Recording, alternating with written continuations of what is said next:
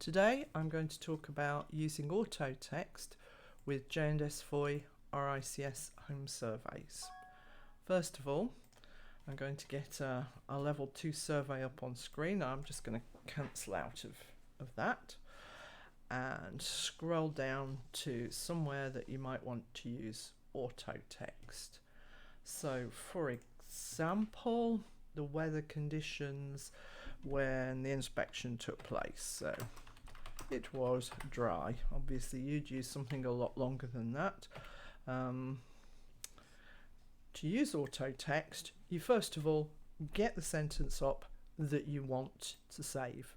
You highlight it, and either you can use the toolbars or you can just go Alt and press F3 and up pops a piece of Autotext.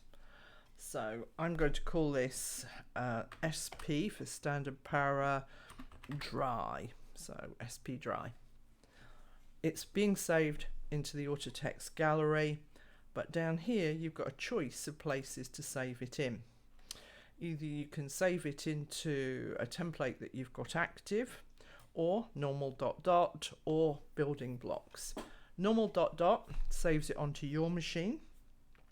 Building blocks saves it into a special place that can be shared with other machines. So if you've got 2 or more people all wanting to use the same Autotext, saving it into building blocks and then sharing it between them can be a good move. Don't save it into the level 2 survey and valuation templates or the macros templates, because when we update our forms, those will be overwritten and you will lose your Autotext. So go for building blocks or normal ... I'm going to use building blocks this time.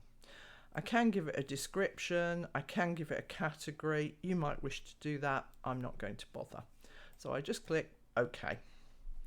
Now, if I go back to where I was, delete that. If I type SP dry and hit F3, it puts in it was dry. So I'm just going to demonstrate that again, but this time I am going to copy and paste from somewhere that I've already done. So here I have a sentence, and I am going to put in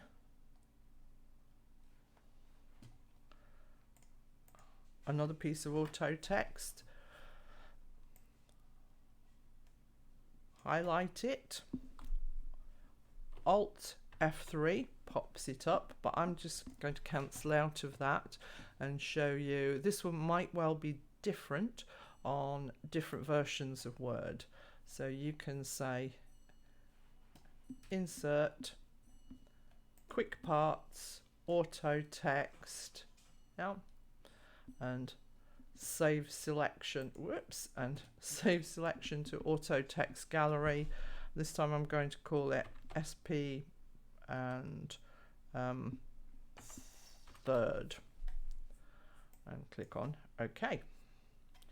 So again, if I delete that, I'm going to put SP3R, and this time you can see a tooltip has popped up. It'll do that if you've got 4 characters or longer in the name of your Autotext, and then you can just press enter to insert, or you can press F3. Both of them will still work. So SP3R, bingo. Okay. So there you have Autotext. One of the advantages is you can use it for pretty much any length. So I have a random selection of standard paragraphs here. I'm just going to make them formatted like I want them to look, and I think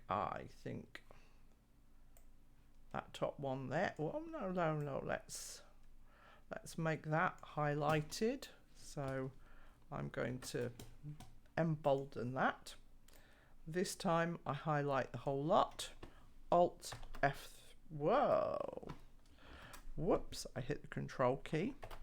So Alt F3, I'm going to call it SP imp for important. I'm going to save it into building blocks and click on OK. So now watch what happens. If I delete that, I'm going to go SPIMP. This time it's not popping up, but never mind. The tooltips doesn't pop up, but never mind, because I can still just hit F3. And what you can see is that it puts in, well, as many standard paragraphs as you like at once. There can be several pages of these. It really doesn't matter. One thing you do have to be aware of, where you've turned bold on, if you now decide to type a little bit more text, it will be emboldened, because that carries over into the next paragraph. So, last but not least, you can also use Autotext for graphics. So if I scroll down to where the signature is, you might want this to be the very last thing that you do. I'm now going to insert a picture from this device. Here is a nice fake signature, one I did earlier. That's a little bit big for my purposes, so I'm going to get it to be the right size. Alt F3, SP Sig, and OK, and delete that. Type SP Sig, hit F3, and there you go, your signature at the right size. Now, my next video will be on embedding. You'd really only use Autotext for things that weren't in every single home buyer's home survey document. So when should you use embedding? Well, embedding is for things that are in every document, every single one. You might think that signature should be that. I probably wouldn't, but take a look at our next video, and thank you very much for listening.